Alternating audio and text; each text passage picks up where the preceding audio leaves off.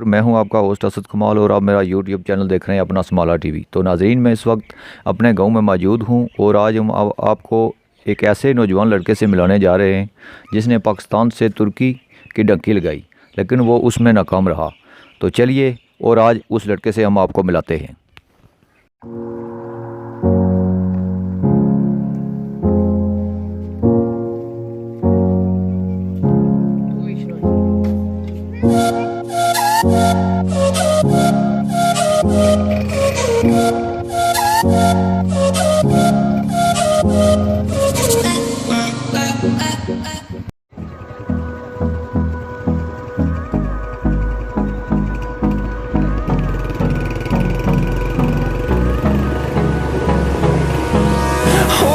Close till I get up.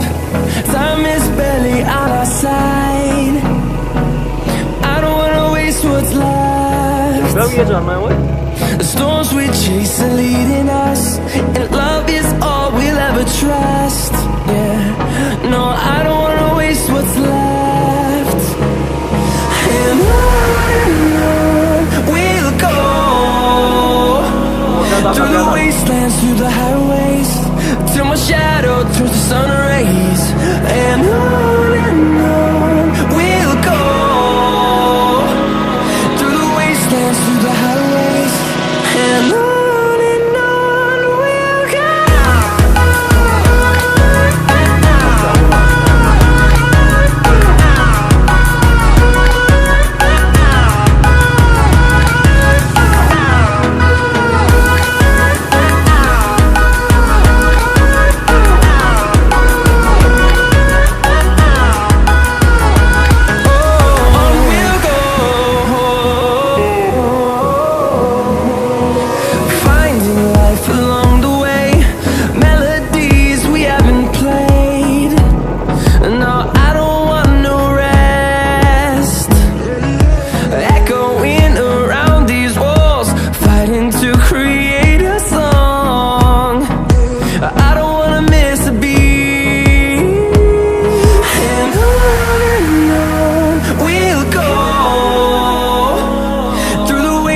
Through the highways, till my shadow turns to sun rays.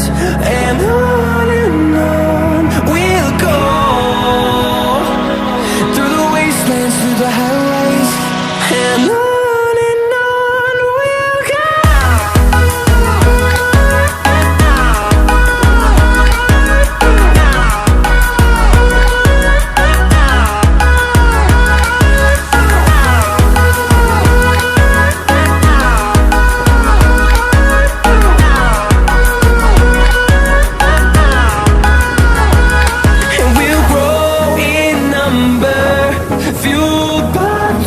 See the horizon, turn us to thousands, and we'll grow in number, fueled by them to see the horizon, turn us to thousands.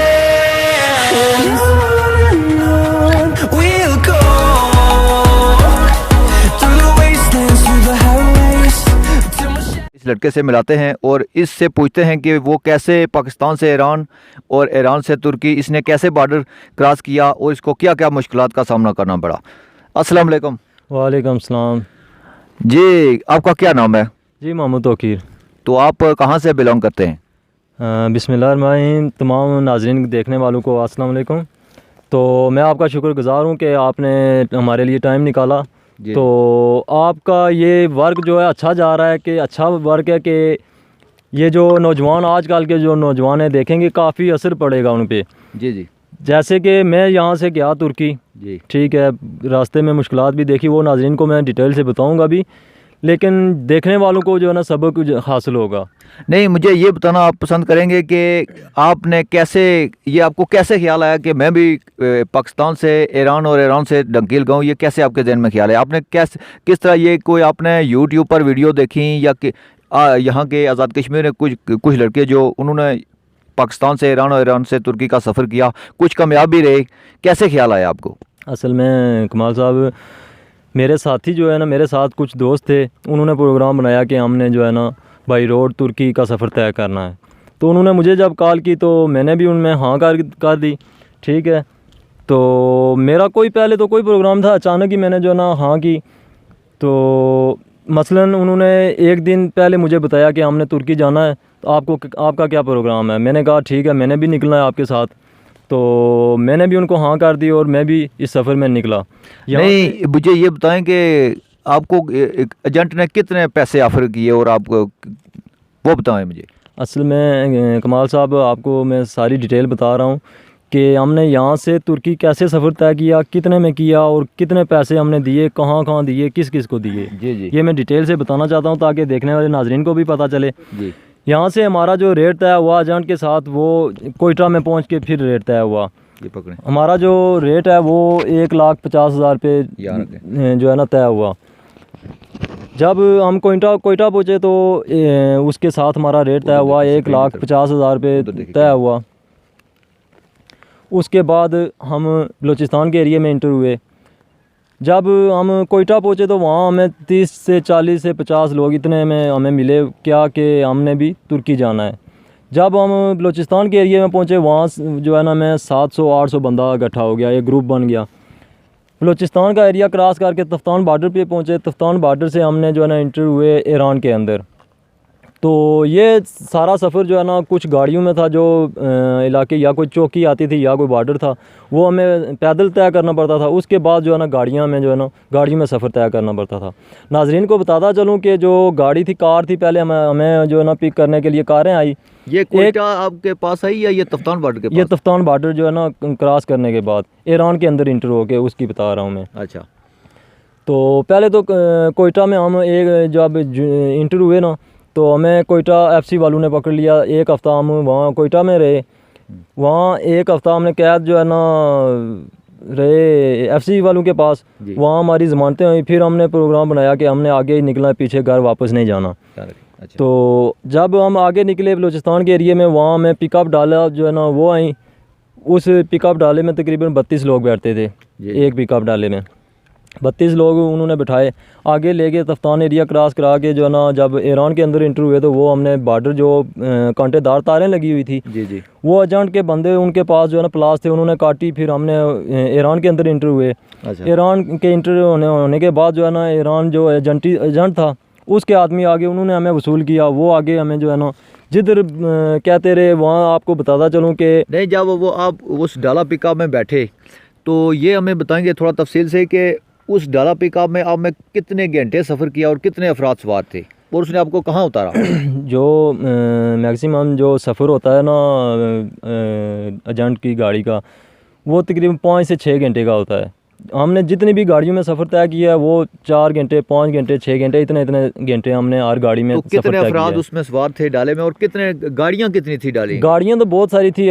तकरीबन आपको बताया कि जब हम बलूचिस्तान के area में पहुँचे 700-800 बंदा हो गया। आप हिसाब लगा लें कि एक गाड़ी में 32 लोग बैठते थे। पिकअप डाला है जो। तो जब आपने बॉर्डर क्रॉस किया तो आप पर कुछ FC वालों ने कोई फायरिंग पाकिस्तान की तरफ से की हो या फिर ईरान के आर्मी की तरफ से कोई फायरिंग की हो? नहीं, या ऐसे आराम से आपने बॉर्डर क्रॉस कर लिया? नहीं, पाकिस्तान की तरफ से नहीं, लेकिन ईरान की तरफ से हवाई फायर हुए जी। ठीक है। वहाँ फिर कुछ बिछड़ गए। हमारे साथ औरतें भी थी, बच्चे भी थे। अच्छा। और बूढ़े भी थे। मसलन हम 700 बंदे में से औरतें, बच्चे, बूढ़े, जवान सब इकट्ठे ही थे। जब फायरिंग हुई तो कोई औरतों और बच्चों ने चीख पुकार तो की होगी? चीख पुकार बिल्कुल, बहुत ज़्यादा चीख पुकार की। अच्छा। उसके बाद हम आगे ईरान के आते में जब दाखिल हुए तो वहाँ हमें उन्होंने वसूल किया। अच्छा। फिर वहाँ भी पिकअप डाले थे, सहरा था, रेत था बहुत ज़्यादा, वहाँ भी पिकअप डाले इस्तेमाल कर रहे थे। तो कोई दरख्त वगैरह वहाँ नहीं थे वो उस सैराब में? कोई कमाल साहब दरख्त कुछ जगह ऐसी हैं जहाँ आते थे वो भी खजूर के दरख्त थे। गर्मी सख्त थी बहुत ज़्यादा और हवा इतनी तेज़ चल रही थी कि आंखों में रेत ही रेत था। उस वक्त आपको अपना इलाका तो याद आया होगा, अपने जो दोस्त यार थे आपके वो भी याद आए होंगे कि मैं कहाँ आ गया हूँ? जब हमने ईरान उस वक्त तो नहीं, उस वक्त तो यही हमारे जहन में ख्याल था कि तुर्की के साथ बाग जो हमें एजेंटों ने दिखाए हुए थे वही थे। अच्छा। तो जब तुर्की पहुँचे, आप तो को तफसीलन बताता चाहता हूँ कि जब पहुंचा ईरान में, वहाँ एक सिरे से उन्होंने इंटर किया और दूसरे सिरे से हमने जो है ना वो तुर्की के अंदर दाखिल हुए। मसलन ईरान का हर एक शहर हमने क्रॉस किया मुख्तलिफ़ जगह पे चौकी भी आती थी पुलिस की, वो हमने पैदल तय करनी होती थी। इधर कैमरे के सामने है। अच्छा, तो उसके बाद नाज़रीन को बताता चलूँ कि तकरीबन हम 20 से 25 दिन ईरान के अंदर रहे, और खाने पीने का आपको मैं बताता चलूँ कि खाने पीने का जो सिस्टम था वो हो सकता है 3 दिन हमें खाना ना मिले, हो सकता है हफ्ता ना मिले, कई जगह हम 2 दिन भूखे रहे, कई जगह हम 5 दिन भूखे रहे। कितने अफराद थे आपके साथ जब आप ईरान के अंदर अपने बॉर्डर क्रॉस किया? ये जो डाले पिकअपों वाला जो काफ़िला आगे रवा हुआ, तो उस वक्त आपके साथ कितने अफराद शरीक थे? जब हम ईरान के अंदर इंटर हुए तो 700-800 बंदा था, उनमें से कुछ पकड़े गए, बाकी हम जो आगे जो ईरान के अंदर इंटर हुए वो तकरीबन जो कामयाब हुए वो 500-700 बंदा था। मसलन 40-50 लोग वो पकड़े गए रास्ते में, ईरान वालों ने पकड़े, क्योंकि उन्होंने भी हिसाब, वैसे तो इनका एजेंटों के साथ मिलाप होता है, लेकिन कुछ पकड़े गए और वो जो उन्होंने भी हिसाब देना होता है ऊपर। तो आपको बताता चलूँ, जिस वक्त हम गए तो उस वक्त मुहर्रम भी था जी, तो हमें टाइम ज़्यादा लगा, तकरीबन 20 से 25 दिन लगे ईरान के अंदर। यानी ईरान का बॉर्डर जब आपने क्रॉस किया तो आपने ईरान से तेहरान तक कितने दिन लगा दिए? आपको यही बता रहा हूँ कि ईरान से और तेहरान ये सफ़र आपका कैसा रहा? आपको डिग्गियों में उन्होंने डाला, क्या क्या मुश्किलात आपको आई? जो पिकअप डाला था उसमें तो मैं बता चुका हूँ पहले ही कि 32 लोग बैठते थे, जो कारें थी उसमें 18 लोग बिठाते थे, 4-5 डिग्गी में आगे, बाकी जो बचते 13 लोग वो उन्होंने आगे बिठाने होते हैं जी। तो रास्ते में वो आपसे फ़ोन भी छीन लेते हैं, पैसे भी छीन लेते हैं, आपके पास जो कुछ होता है वो छीन लेते हैं। अच्छा, उनको जो भी चीज़ पसंद आई ना वो आपसे वो छीन लेते हैं, जिसकी लाठी उसकी भैंस, कि वहाँ उनकी चलती, हमारी कोई नहीं। हम तकरीबन तादाद में तो हम उनसे ज़्यादा थे, लेकिन हमारा वहाँ जो है ना कोई सुनी सुनाई नहीं थी। ठीक, वहाँ आपकी सुनाई नहीं हो सकती। वो जब इलीगली आप नाजरीन किसी भी मुल्क में दाखिल होंगे तो वहाँ आपकी कोई सुनाई नहीं होगी। बिल्कुल। आप तो जो वहाँ के मुकामी लोग थे वो तावान भी मांगते हैं, हमसे तो नहीं मांगा, लेकिन हमारे साथी कहीं रास्ते में अगवा हुए, उनको अगवा करके उन घर से उनसे तावान लिया गया कि आप तावान, इतना तावान दो तो हम आपके बेटा या भाई या जो भी है उसको हम छोड़ेंगे जी। तो बाज़ लोग वहाँ के ये करते हैं कि एक बार तावान लेके फिर दूसरी बार फिर कहते हैं कि फिर दो, फिर छोड़ेंगे, तो हालांकि छोड़ते भी नहीं। जो 3 लाख का सफ़र था वो कहीं को 10 लाख में पड़ जाता है, 11 लाख में पड़ जाता है।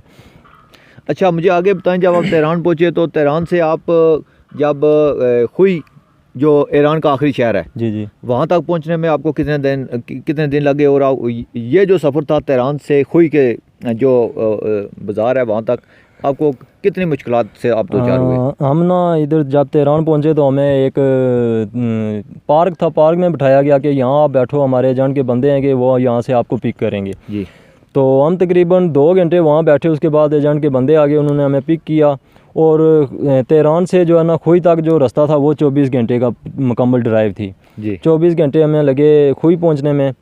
तकरीबन हम निकले थे रात 8 बजे जी। और सुबह जो है ना पहुँचे, एक रास्ता था उसका शहर मुझे याद नहीं रहा उसका नाम था, उधर हमने नाश्ता किया जी।